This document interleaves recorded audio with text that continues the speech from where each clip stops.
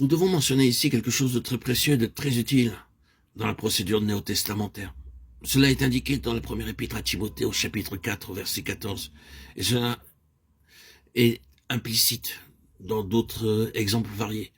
Ne néglige pas le don qui est en toi et qui t'a été donné par prophétie avec l'imposition des mains de l'assemblée des anciens.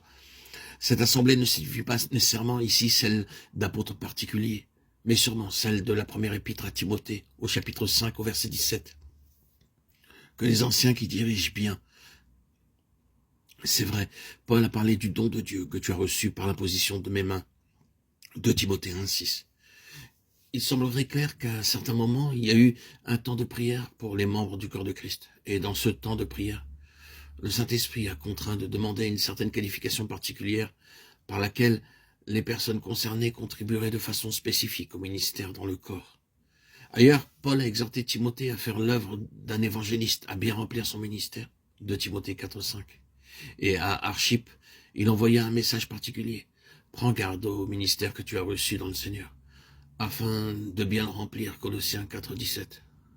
Ce serait une très bonne chose si tous les ministères étaient le résultat d'une telle action spécifique dans la prière.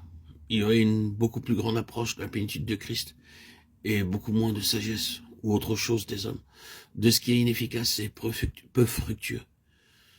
Notre passage dans Ephésiens 4 au verset 13 indique que le corps, qu'il soit universel ou localement représenté, doit par les ministères faire des progrès en vue de la plénitude finale. Les mots sont le développement du corps de Christ. Le mot édification de nos versions peut induire en erreur parce qu'il transmet l'idée que cela concerne la tête.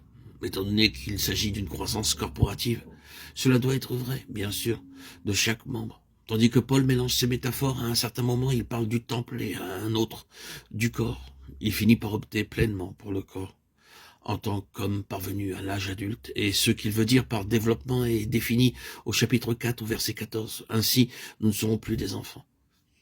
Il s'agit ici de la transition de l'enfance dans laquelle les personnes concernées doivent toujours être l'objet de soins et comme des enfants, elles attirent tout le temps l'attention vers eux, à un état où la personne peut assumer une responsabilité spirituelle et prendre soin des autres, avec le souci désintéressé pour les autres membres du corps.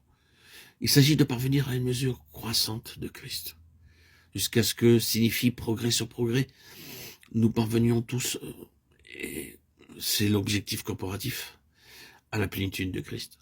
Le but est atteint. Au chapitre 4 du verset 10 au verset 15, nous sommes ramenés à l'élection, à l'appel et à la vocation, à la conduite et à la marche appropriée. Et plus loin au conflit et à la demande de tenir ferme. Tout se rapporte à parvenir à la plénitude de Christ. Et tout converge vers cela.